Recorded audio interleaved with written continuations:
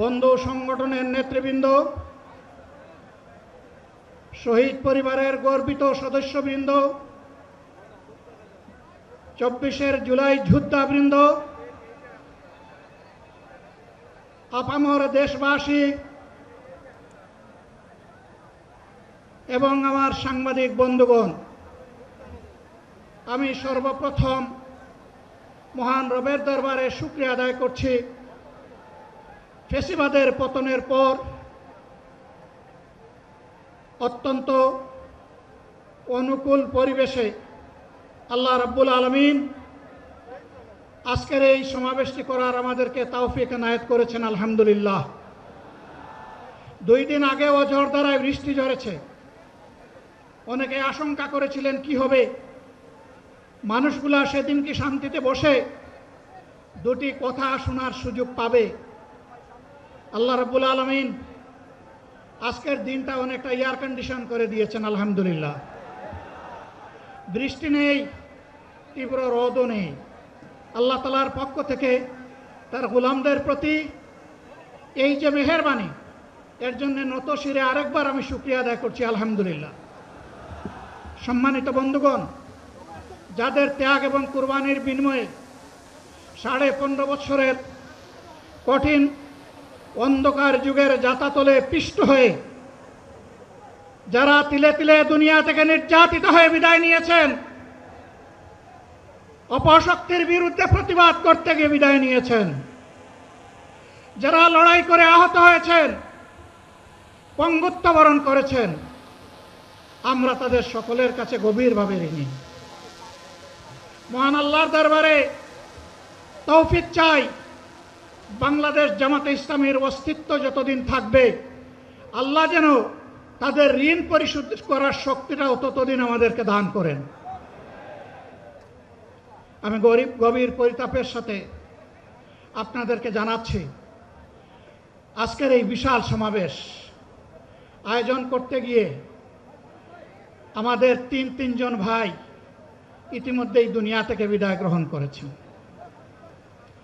খুলনার দাঁতকুপ উপজেলার আমির জনাব মৌলানা আবু সাইদ বিদায় নিয়েছেন। পাবনার বয়োজ্যেষ্ঠ একজন মুরব্বী জনাব মুস্তাফিজুর রহমান, তারা এই আয়োজনে আসতেই পারেননি। আসার পথেই আল্লাহ তাআলা তাদেরকে তার কাছে তুলে নিয়েছেন। আরেকজন ভাই এখানে অসুস্থ হয়ে তিনিও ইন্তেকাল করেছেন, শাহ আলম। মহান রবের দরবারে দোয়া করি, আল্লাহ তাআলা তাদের উপর রহম করুন, তাদেরকে ক্ষমা করুন, জান্নাতুল ফেরদাউসের নিয়ামত তাদেরকে দান করুন, তাদের আপনজনদেরকে আল্লাহ তাআলা সবরে জামিল আতা করুন। সম্মানিত ভাইয়েরা, আবু সাইদরা যদি বুক পেতে না দাঁড়াতো, এই জাতির মুক্তির জন্য যদি বুকে গুলি লুফে না নিত, হয়তোবা আজকের এই বাংলাদেশটা আমরা দেখতাম না। ইতিমধ্যে হয়তো আরো অনেক মানুষের জীবন ফ্যাসিবাদীদের হাতে চলে যেত। 24 জীবন বাজি রাখা এই যুদ্ধটা যদি না হতো, তাহলে আজকে যারা বিভিন্ন ধরনের কথা এবং দাবি দাওয়া পেশ করছেন, তারা তখন কোথায় থাকতেন? অতএব আসুন, যাদের ত্যাগের বিনিময়ে আল্লাহ তাআলার এই নিয়ামত পাওয়া, তাদেরকে যেন অবজ্ঞা এবং অবহেলা না করি। শিশু বলে তাদেরকে যেন তুচ্ছ তাচ্ছিল্য না করি। অহংকার বলে অন্য দলকে যেন তুচ্ছ তাচ্ছিল্য না করি। অরাজনৈতিক ভাষায় আমরা যেন কথা না বলি।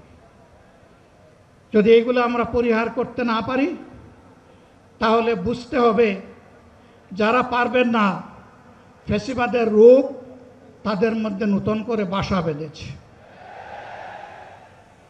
আমরা আশা করব আমরা এগুলা করব না, কেউ এগুলা করবে না, বরঞ্চ রাজনৈতিক শিষ্টাচার রক্ষা করে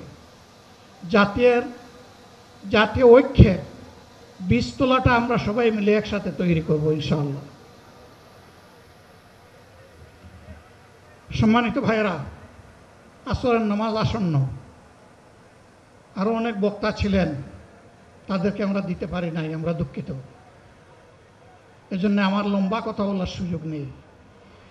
যারা এখানে কথা বলেছেন তারা আমার মনের কথাগুলোই তুলে ধরেছেন। আমি শুধু বলতে চাই, আগামীর বাংলাদেশটা কেমন হবে? আমি বলি আরেকটা লড়াই হবে ইনশাল্লাহ। একটা লড়াই হয়েছে ফ্যাসিবাদের বিরুদ্ধে, আরেকটা লড়াই হবে দুর্নীতির বিরুদ্ধে ইনশাল্লাহ। এই দুর্নীতির মূল উৎপাটন করার জন্য যা দরকার, আমরা তারুণ্য এবং যৌবনের শক্তিকে একত্রিত করে সেই লড়াইয়েও ইনশাআল্লাহ আমি জয়লাভ করব। প্রিয় ভাইয়েরা, জামাতে ইসলামী যে দুর্নীতিমুক্ত সমাজ গড়বে তার প্রমাণ কি? তার প্রথম প্রমাণ হচ্ছে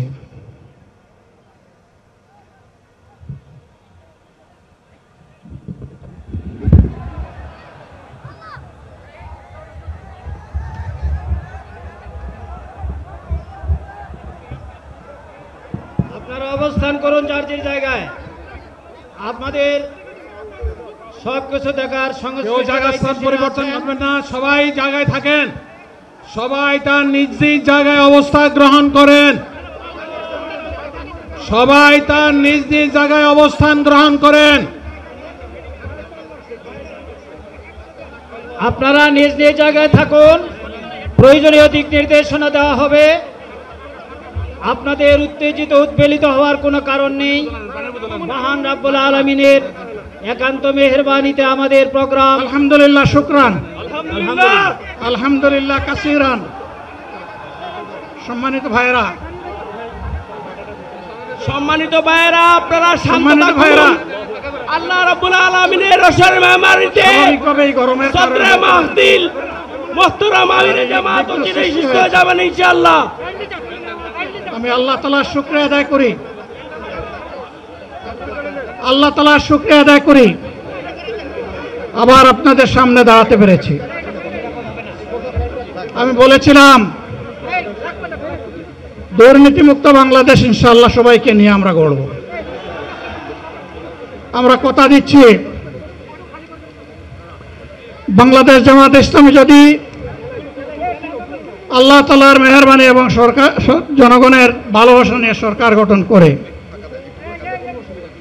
তাহলে